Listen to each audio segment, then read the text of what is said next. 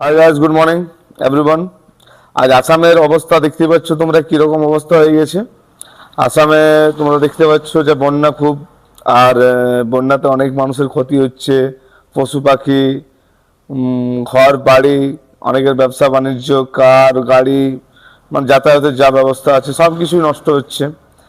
তো আমরা এই এই এই দৃশ্যতে কি বুঝতে পারছো যে আমরা ভাবছি আমরা কমফোর্ট জোনে আছি, কিন্তু কেউ কমফোর্ট জোনে নেই ভাই, কেউ নেই। কারণ পৃথিবীটা গোল, আজকে ওদের বিপদ হচ্ছে, কাল আমাদেরও হতে পারে।